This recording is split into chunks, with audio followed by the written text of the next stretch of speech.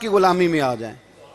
وہ کہتے تھے دنیا، اعلیٰ حضرت نے کتاب لکھی ہے الامن والعلا، اس میں آپ فرماتے ہیں جو حضور کی پناہ میں آ جاتا ہے نا وہ بچ جاتا ہے۔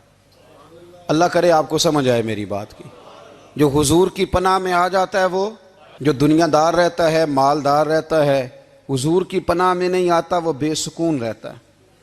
فرماتے ہیں یہاں دنیا میں بھی حضور کی پناہ میں آ جاؤ، آج لے ان کی پناہ۔ اور آج دلیل آپ نے ابن ماجہ کی حدیث لکھی ہے، حضرت تمیم داری حدیث کے راوی ہیں، اعلیٰ حضرت نے لکھی ہے، فرماتے ہیں جو حضور کی پناہ میں آیا بچ گیا۔ دلیل دیتے ہیں، فرمایا انسان جانور بھی آتے تھے تو بچ جاتے تھے۔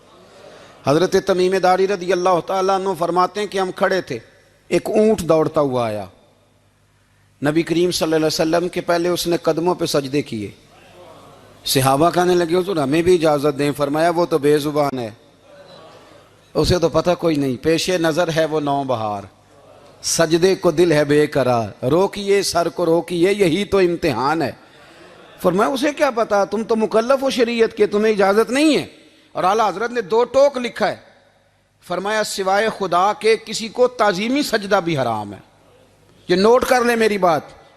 اور اعلیٰ حضرت نے فتاوی رضویہ میں لکھا ہے کسی قبر پہ جاؤ تو 4 ہاتھ دور کھڑے رہو۔ اللہ کرے آپ کو سمجھ آئے، کتنے ہاتھ؟ 4 ہاتھ دور کھڑے رہو، سورۃ فاتحہ پڑھو، درود شریف پڑھو، جس قبر پہ گئے ہو ان کی روح کو اصال ثواب کرو، ان کے وسیلے سے دعا مانگو۔ اعلیٰ حضرت فرماتے ہیں قبر کو سجدہ بالاتفاق حرام ہے، طواف قبر کا کرنا بالاتفاق حرام ہے، بوسہ لینے میں اختلاف ہے کہ جائز ہے کہ ناجائز ہے، لیکن بوسے سے بھی چونکہ شک پڑتا ہے تو فرماتے ہیں احمد رضا کی رائے یہ ہے کہ بوسہ لینے سے بھی بچا جائے۔ وہ آ گیا تو اس سے اگلی باتیں کرتا ہے، بس خاموش رہ، باادب رہ اور پیچھے رہ۔ تو حضرت تمیم داری کہتے ہیں یہ حدیث اعلیٰ حضرت نے لکھی ہے الامن والعلا میں، فرماتے ہیں کہ اونٹ نے پہلے سجدہ کیا، قدم چومے، پھر اس نے حضور کے کان میں کوئی بات کہی۔ روزے دے دوالے نے غلامہ دیاں ٹولیاں، ایک پہ سن دے کروڑاں دیاں بولیاں، یعنی اونٹ نے بات کی تو حضور نے وہ بھی سن لی۔ اعلیٰ حضرت کہتے ہیں جو پناہ میں آتا ہے بچ جاتا ہے۔ کہتے ہیں رسول کریم نے نا اونٹ کی پشت پہ ہاتھ پھیرا اور اللہ کے محبوب فرمانے لگے فکر نہ کر، اب تو آ گیا ہے نا تو جیسے تو کہے گا ویسے ہی ہو جائے گا، جیسے تو کہے گا ویسے ہی۔ ابن ماجہ میں موجود ہے، پر میں چونکہ فاضل بریلوی رحمۃ اللہ علیہ کی کتاب سے پیش کر رہا ہوں الامن والعلا سے، تو میں اسی انداز میں پیش کر رہا ہوں جس انداز میں وہاں ہے۔ حضرت تمیم داری کہتے ہیں کہ ہماری سمجھ میں بات کوئی نہ آئی، تھوڑی دیر گزری تو کچھ لوگوں نے ہاتھوں میں رسیاں پکڑی ہیں، خنجر پکڑے ہیں، دوڑے آئے، یا رسول اللہ یہ ہمارا اونٹ ہے۔ حضرت تمیم داری کہتے ہیں میں نے دیکھا کہ جب وہ آ گئے نا خنجر لے کے تو اونٹ حضور کے پیچھے چھپ گیا۔ آج لے ان کی پناہ، آج مدد مانگ ان سے، وہ حضور کے پیچھے چھپ گیا۔ تو کہتے ہیں کہ نبی کریم صلی اللہ تعالیٰ علیہ وسلم نے فرمایا کیا مسئلہ ہے بھائی؟ یا رسول اللہ ہمارا اونٹ ہے، ذبح کرنے لگے تھے دوڑ آیا ہے۔ تو حضور فرمانے لگے وہ تو تمہاری شکایت کر رہا ہے۔ وہ کہتا ہے یا رسول اللہ میں نے برسوں ان کی نوکری کی، برسوں میں نے بڑی نوکری کی۔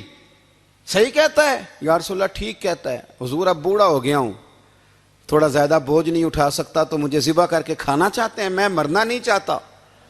نبی کریم فرمانے لگے اچھے لوگ یہ صلہ دیتے ہیں؟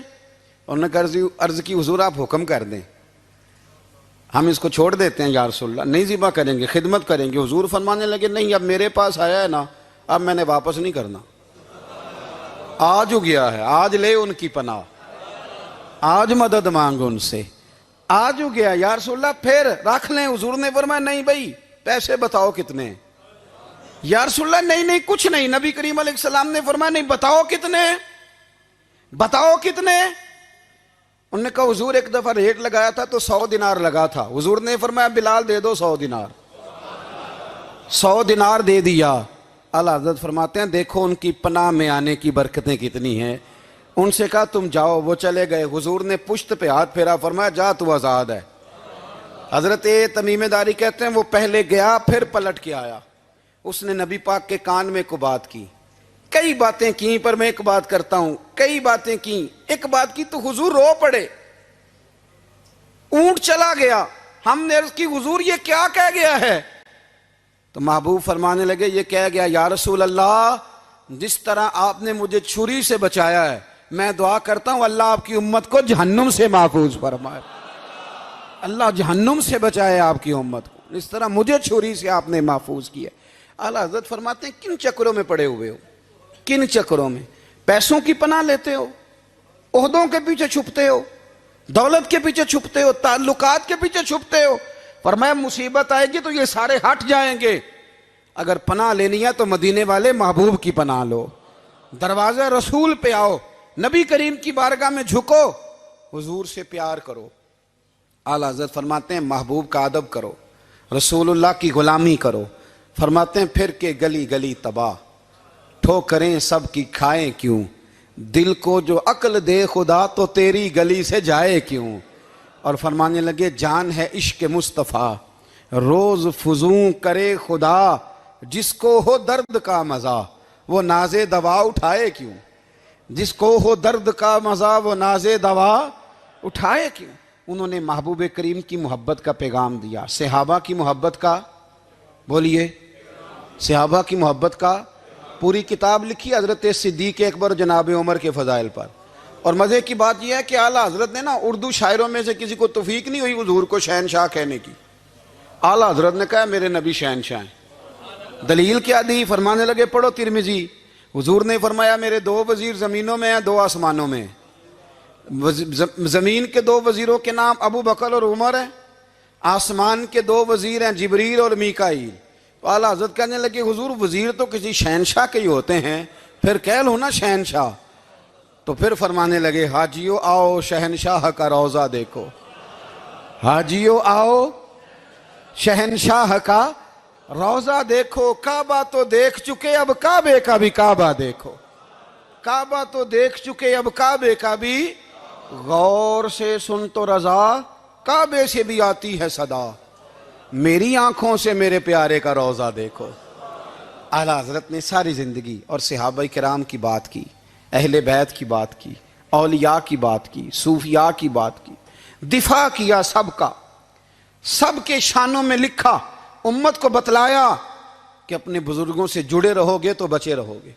اعلیٰ حضرت نے طنز کرنے سے، تنقید کرنے سے، بلا وجہ غلطیاں نکالنے سے اور ایک دوسرے پر لان تان کرنے سے ہمیں بچنے کو کہا۔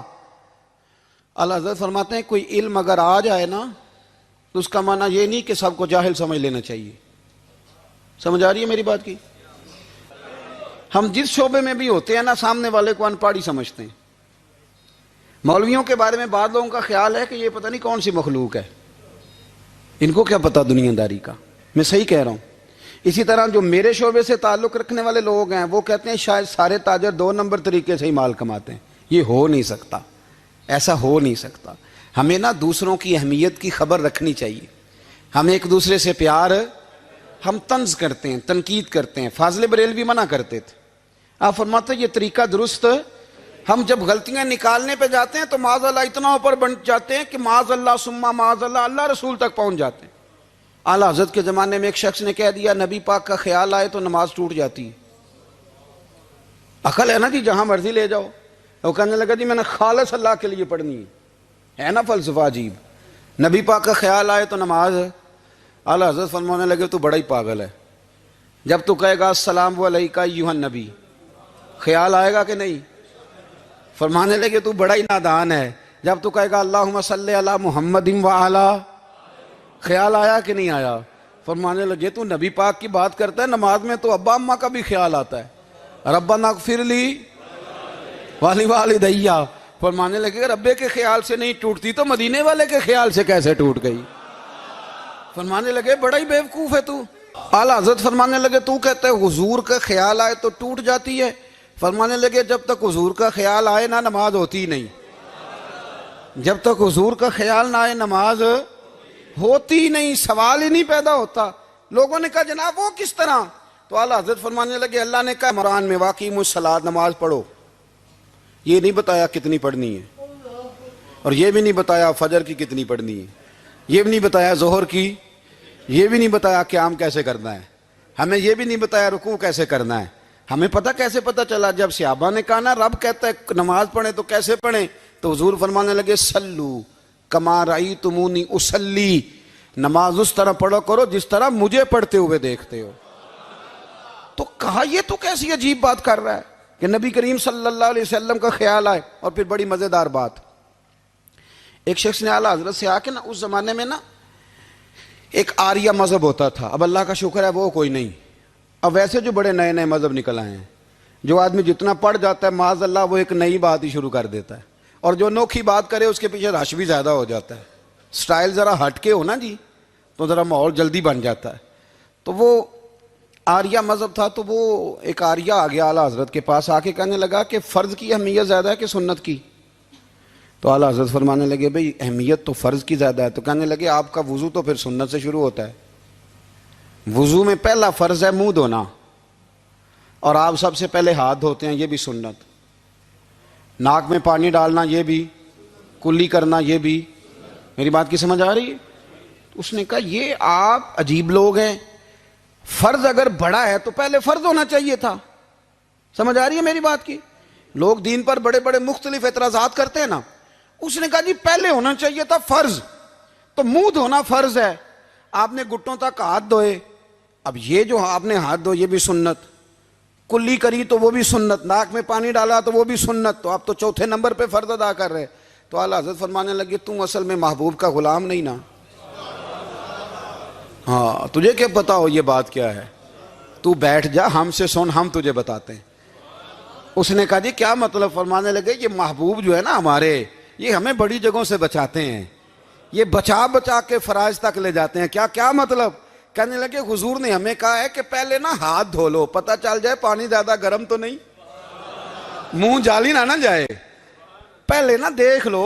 فرمایا پھر ناک میں ڈال کے پتہ کرا لو کہ اس میں سے بدبو تو نہیں آتی، سنت بھی ادا ہو گئی، پتہ بھی چل گیا بو تو نہیں آ رہی، اور فرمایا پھر منہ میں ڈال کے چکھ لو کہ بد ذائقہ تو نہیں۔ اب یہ 3 سنتیں ادا کر کے تم فرض ادا کرو گے تو اللہ بھی راضی ہوگا، اللہ کے رسول بھی راضی ہوں گے۔ عشق سرکار سے دل جس نے سنوارا ہوگا، اس کی قسمت کا بلندی پہ ستارہ ہوگا، اس کی قسمت کا بلندی پہ ستارہ